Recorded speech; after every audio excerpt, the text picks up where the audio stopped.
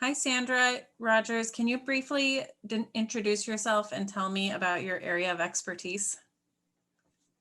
Hi, Katie. Yes, I am Sandra Rogers. I'm the program director for Rutgers in New Jersey in the occupational therapy doctorate program. And I have been primarily a pediatric therapist for my whole career.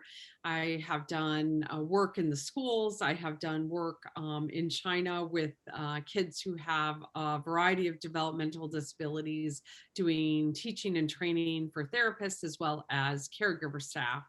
And so I consider myself primarily a pediatric therapist. And I know you've been using the visual activity sort. Can you tell me how has the visual activity sort been useful with the individuals you work with? Well, in school-based practice, it's been very useful working with using the visual activity card sort with adolescents. Mostly, I've had experience working with adolescents, and I think that one of the things that the card sort does is allows us to open a conversation with the youth that we work with, and talking about the kinds of things that they like to do and might have never done but wanted to explore doing. So using it as an occupational exploration tool, as well as identifying the kinds of things that might be difficult to talk about or maybe not talked about unless they had some kind of picture that would prompt them to talk about it. And what do you like most about the visual activity sort? Is there something specific? Well, I think that having the photographs is really essential. I think that having youth portrayed or younger people portrayed in um, the cards is really important, because um, the youth that you're talking to sees themselves in those cards, and it also like the way it spans a very wide range of activities, not just activities of daily living, but also leisure activities, instrumental activities of daily living. And it really helps give sort of the breadth of all of the occupations that one might do, either weekly, daily, monthly. And in addition to the population you work with, what other client bases and health professionals do you think would benefit from the visual activity sort? Well, when I think of any young adult or younger adult, adolescent, teenager, I think they would really connect with this, type of an assessment, because it can help you explore the kinds of things that they might want to do, the kinds of things that they have done in the past, and the kinds of things that they're, frustrated about not being able to do.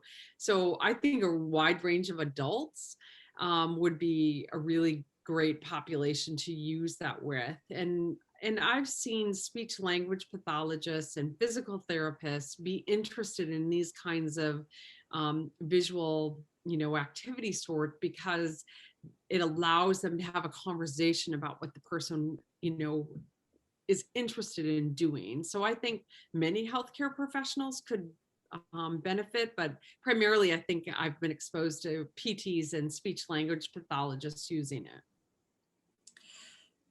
And then within the visual activity sort, there is kind of a component where you narrow down the focus and ask the clients which of the occupations they want to focus on getting better at. Do you find that that's helpful with creating goals in a client-centered way? Oh, absolutely. I think it's really essential. I think, it's really sometimes hard with the way a lot of our assessments, especially in pediatrics and adolescents, are set up, is looking at what the um, the youth can't do, or what their ability within certain tasks are versus this exploration of really what they're interested in. And I think that it helps set more occupation-based goals than you might otherwise experience if you really didn't have a way of exploring this. So it's really a great tool to identify meaningful goals for the client. Yeah, I can give an example of that. I was just working with a client who indicated that saving money was an important activity that they wanted to work on. And that just opened up a conversation about like, well, do you have a source of an income and how are you saving money? And then it opened up the conversation about how we could make goals about improving their ability to save money. Yeah, I've also experienced it with youth who they often say, I want to live by myself, or I want to move out of the house. And there's this whole subset of steps and that need to be taken before they can get to that stuff, but they sometimes don't see that. And so helping them explore all of those options and identify small sub goals within that it really can be satisfying for them. So it's a great example. Yeah, because there's a lot of steps to becoming a person living independently and transitioning Right. into adulthood. It's a lot to think about. So I think that we can kind of break things down and individualize those goals and make them more specific and help the client really make it more achievable. Do you have any other comments about the visual activity sort? Well, it's been really a pleasure to be able to work with you over the versions because I've had access to a number of those versions that you've created, and I really see it being a much stronger assessment. The the the ways that you can ask, the number of opportunities for youth to sort in so many different ways. It's not just simply like or dislike, but allows them to talk about their performance as well as which activities they like to do. I think is really, enhance the assessment tool. So yeah, thank you for taking all the time to create it. I think it's really a useful tool. Thank you. Yeah, during the COVID period, I had a lot more time on my hands, so I really was able to focus on finalizing this as a product for sale. And originally, I had just three ways to sort the cards: motivation, whether you are Hmm. want to do it or don't want to do it; interest, where you like or dislike; and then like a change or trauma sort to look at how much someone's participation in activities has changed due to some kind of an event. But yeah, over the summer, I added an emotion sort so that you can sort onto different emotions like happy or sad and look at how people feel about the activities. I also Yeah. added one for the performance ability. You said like um, looking at their level of ability to do the activity, whether they need a little bit of help or a lot of help. And then I also ended up adding a pain scale so we can even look at if pain is Right. the person's performance in an activity. Um, but what I've found too is that a lot of times I'll use the motivation or the interest sort at first. And then once Hmm. I find those like 5 activities that they want to work on, I'll kind of use the other tools like the emotion sort or the performance ability sort or the pain sort to look at what are those like limiting factors.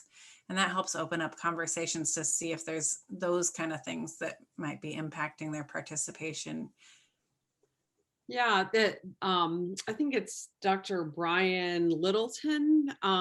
He is psychologist, but he has a personal projects pursuits assessment, and I I'm contrasting the visual activity sort a little bit with the personal projects pursuits because I think that it helps an individual to identify, the top kinds of activities that are very important to them, and then identifying how to, um, you know, set them as goals, right? And also to really focus on those one or two, maybe three goals that they want to start with, which I think is really helpful because I think that it's kind of overwhelming, whether you have a physical disability or, you're in a transition, moving from high school to adulthood.